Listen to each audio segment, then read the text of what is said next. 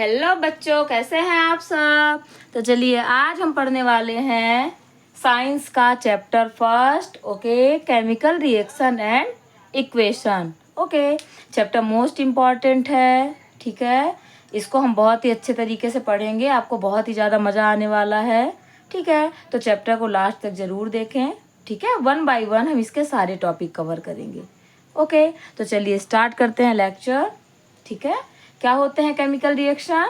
Chemical reactions are the process in which new substances with new properties are formed. Okay, सबसे पहले आप ये समझो कि केमिकल रिएक्शन होते क्या हैं। तो केमिकल रिएक्शन ऐसी प्रोसेस है ओके, जिसमें एक न्यू सब्सटेंस बनता है जिसकी प्रॉपर्टी क्या होती हैं, अलग होती हैं। किससे? जिसे हमने मिलाया है। ओके, हमने कोई दो सब्सटेंस को मिलाया और उससे एक नया सब्सटेंस बना। ठीक है, जिसे हमने मिलाया है और जो सब्सटेंस बना है उन दोनों की प्रॉपर्टी क्या होंगी, अलग होंगी। ठीक है, चलिए एक एग्जांपल समझते हैं। जैसे हमने ए और बी को मिलाया, उससे बना सी। तो जो ए और बी की प्रॉपर्टीज हैं और जो सी की प्रॉपर्टी है वो टोटली क्या होंगी, डिफरेंट होंगी। ओके, इसे हम बोलेंगे केमिकल रिएक्शन। ठीक है, only a rearrangement of atoms takes place in a chemical reaction. Atom do not change. किसी भी केमिकल रिएक्शन में एटम्स का केवल अरेंजमेंट होता है। अरेंजमेंट मतलब कि उनकी व्यवस्था बदल जाती है। ठीक है बेटा, बट वो एटम कभी भी चेंज नहीं होते। जैसे अगर मैंने यहाँ पर ऑक्सीजन और मैग्नीशियम लिया है तो जो हमारा प्रोडक्ट होगा ना, उसमें भी मैग्नीशियम और ऑक्सीजन ही होंगे। यहाँ पर हमारा एटम चेंज नहीं होगा, केवल इनकी अरेंजमेंट चेंज हो जाती है और जिसके कारण क्या होती है, पूरी केमिकल प्रॉपर्टीज़ ही चेंज हो जाती हैं। ओके, चलिए जैसे एक एग्जांपल लिया है हमने, मैग्नीशियम प्लस ऑक्सीजन। जब मैग्नीशियम रिबन को जलाया जाता है, और आप अच्छे से जानते हैं कि बर्निंग के लिए क्या मोस्ट इम्पॉर्टेंट है, ऑक्सीजन। बिना ऑक्सीजन के बर्निंग पॉसिबल नहीं होती है। तो जब मैग्नीशियम रिबन को जलाया जाता है, बर्निंग होती है, तब बनता है मैग्नीशियम ऑक्साइड। ओके, और ये वाइट पाउडर के फॉर्म में बनता है। ठीक है, यहाँ पर आप समझिए बेटा कि जो मैग्नीशियम है और ऑक्सीजन है ये रिएक्टेंट हैं। जो रिएक्ट करते हैं उन्हें हम रिएक्टेंट बोलते हैं। तो ये दोनों आपस में रिएक्ट कर रहे हैं ना, तो ये दोनों क्या हुए, रिएक्टेंट। ओके, और जो बनता है रिएक्शन के दौरान उसे हम बोलते हैं प्रोडक्ट। ठीक है, जो बनता है उसे प्रोडक्ट बोलते हैं, और जो रिएक्टेंट होते हैं, जो रिएक्ट करते हैं, जो टेक पार्ट लेते हैं मतलब किसी भी केमिकल रिएक्शन में, उसे हम रिएक्टेंट बोलते हैं। ओके, इतना क्लियर हुआ। चलिए आगे समझते हैं। लेक्चर बहुत ही इंटरेस्टिंग है, आप लास्ट तक ज़रूर देखना, उसके बाद आपको कोई भी डाउट नहीं होगा।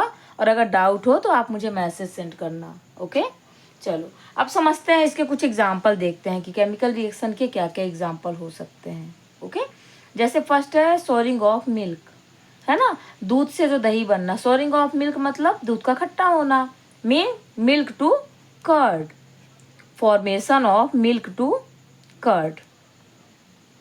जब कभी भी दूध से दही बनता है तो आप सब जानते हैं कि जो दूध की प्रॉपर्टीज होती हैं और जो दही की प्रॉपर्टीज होती हैं, दोनों क्या होती हैं, टोटली डिफरेंट होती हैं, है ना। बहुत फर्क होता है ना दूध और दही की प्रॉपर्टी में। आप सभी जानते हैं कि जो खट्टी चीज़ें होती हैं उसमें विटामिन सी प्रेजेंट होता है, बट जो मिल्क होता है उसमें विटामिन सी होता ही नहीं है। ओके, बहुत डिफरेंस होता है दोनों में। नेक्स्ट है आपका कुकिंग ऑफ फूड। ठीक है, जब हम रॉ फूड को कुक कर देते हैं तो उसकी सारी प्रॉपर्टी क्या हो जाती है, चेंज हो जाती है ना। थर्ड है डाइजेशन ऑफ फूड। ठीक है, जब हम फूड इनटेक करते हैं और जब फूड का डाइजेशन हो जाता है तब दोनों की प्रॉपर्टीज़ में बहुत ज़्यादा डिफरेंस हो जाता है। ओके, डाइजेशन होने के बाद क्या होते हैं, सिंपलेस्ट फॉर्म में ब्रेक डाउन हो जाते हैं। ओके, हमारी बॉडी क्या करती है, इसको एब्जॉर्ब कर लेती है। ठीक है, नेक्स्ट है बर्निंग ऑफ फ्यूल। किसी भी फ्यूल को जब हम बर्न करते हैं तो जो उसकी प्रॉपर्टीज़ हैं वो चेंज हो जाती हैं। लाइक आपके पास कैरोसिन ऑयल है। ओके, कैरोसिन ऑयल की प्रॉपर्टी अलग होंगी, और जब हम इसे जला देंगे, बर्न कर देंगे, तब इसकी प्रॉपर्टीज़ अलग हो जाएंगी। क्योंकि बर्निंग के बाद आप सभी जानते हैं ना बेटा, कार्बन डाइऑक्साइड गैस बहुत ज़्यादा क्वांटिटी में रिलीज होती है।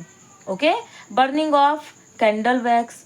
जब हम मोमबत्ती को जलाते हैं तो क्या होता है, मोमबत्ती को जलाने पे वैक्स जलती है और कार्बन डाइऑक्साइड गैस निकलती है उसमें से। तो जो कैंडल होती है उसमें क्या हो जाता है, चेंज हो जाता है ना, बर्न होने के बाद वो क्या हो जाती है, उसकी सारी प्रॉपर्टीज चेंज हो जाती हैं। ओके, नेक्स्ट है राइपनिंग ऑफ फ्रूट्स, फलों का पकना।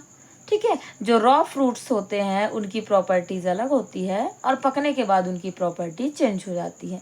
तो ये सब केमिकल रिएक्शन के एग्जाम्पल हैं। ओके, आप सभी लोगों ने देखा हुआ होगा ना कि एप्पल को जब हम काट कर थोड़ी देर के लिए रख देते हैं तो एप्पल क्या हो जाता है, उसके ऊपर एक ब्राउनिश लेयर हो जाती है। वो ब्राउनिश लेयर क्या है, केमिकल रिएक्शन के थ्रू आ जाती है उस पर।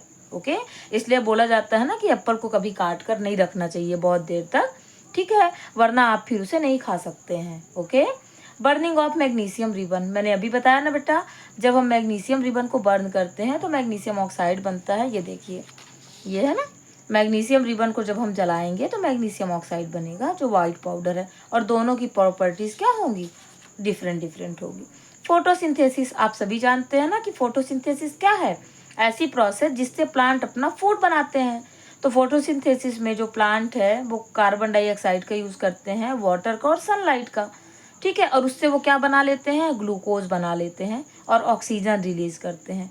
तो उन्होंने जो लिया था, ठीक है, उसके जो रिएक्टेंट थे आपके और जो प्रोडक्ट थे वो टोटली डिफरेंट है ना, और दोनों की प्रॉपर्टीज भी टोटली डिफरेंट है। ओके, तो ये आपको इन सब एग्जाम्पल से बहुत कुछ क्लियर हुआ होगा कि केमिकल रिएक्शन एक्चुअली होते क्या हैं और उनकी प्रॉपर्टीज क्या होती हैं। Okay, during the chemical reaction identity of initial substance change. Okay, क्या मीनिंग है इसका, कि किसी केमिकल रिएक्शन के दौरान जो इनिशियल सब्सटेंस है, मतलब स्टार्टिंग का जो सब्सटेंस है, उसकी आइडेंटिटी क्या हो जाती है, चेंज हो जाती है, उसकी पहचान बदल जाती है। ठीक है, ये सब एग्जांपल से आपको ऑलरेडी समझ में आ गया होगा। जैसे दूध का दही बनना, तो दूध की सारी प्रॉपर्टी चेंज हो गई ना बेटा, क्योंकि कर्ड की अलग प्रॉपर्टी है, मिल्क की अलग है। ठीक है, तो ये इनिशियल था ना मिल्क, और ये फाइनल था, तो इनिशियल की सारी प्रॉपर्टीज चेंज हो जाती है। ओके, चलिए अब समझते हैं केमिकल रिएक्शन कितने की प्रॉपर्टीज क्या क्या हो सकती हैं, कैरेक्टरिस्टिक्स क्या हैं इसके।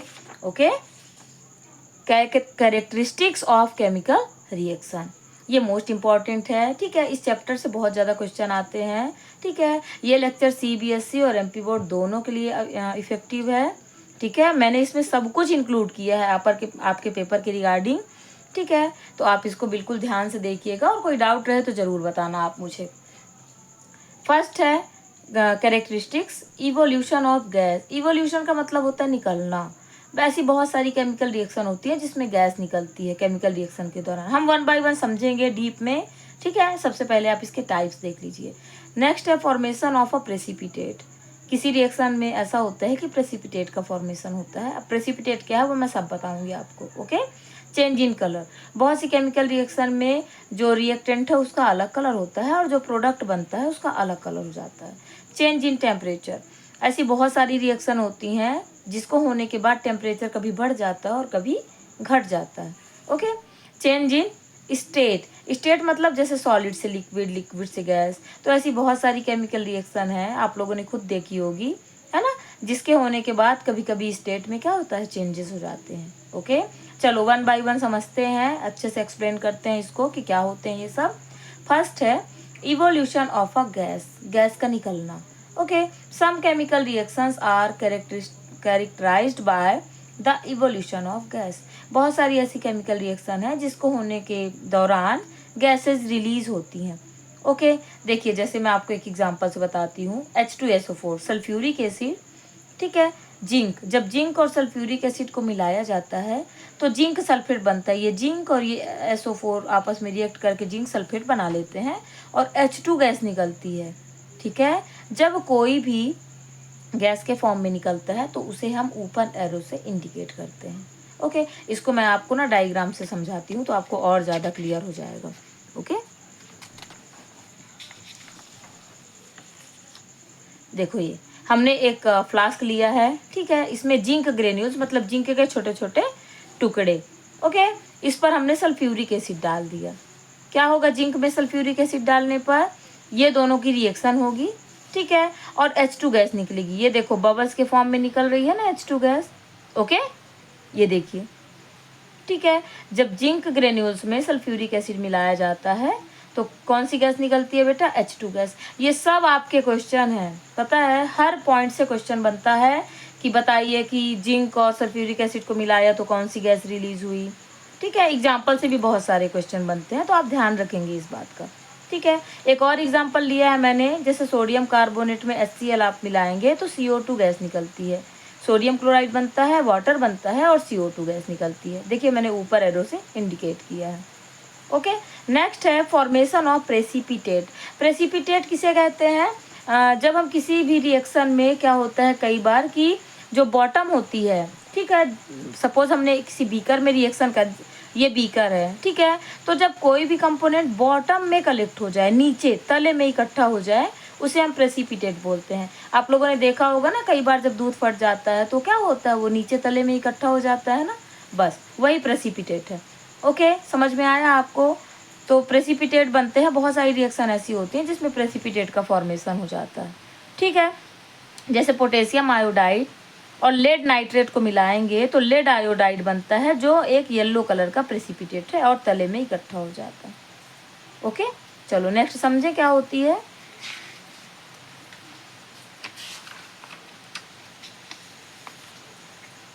थर्ड है चेंज इन कलर। ऐसे बहुत सारे केमिकल रिएक्शन होते हैं जिसमें कलर ही चेंज हो जाता है। ओके, जैसे आपको मैं एग्जांपल से बताती हूँ, सल्फर डाइऑक्साइड और पोटेशियम डाइक्रोमेट को मिलाएंगे, ठीक है, तो पोटेशियम डाइक्रोमेट क्या होता है? ऑरेंज कलर का होता है। किस कलर का होता है? ऑरेंज कलर का। ओके, और जब इसमें हम सल्फर डाइऑक्साइड गैस पास करेंगे ना बेटा, तो ये ग्रीन कलर का हो जाता है।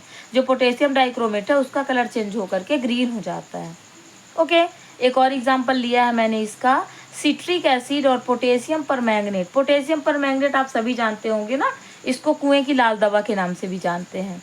ओके, ये पर्पल कलर का होता है, पर जैसे ही इसमें सिट्रिक एसिड मिलाते हैं ना, ये कलरलेस हो जाता है, इसका पर्पल कलर गायब हो जाता है।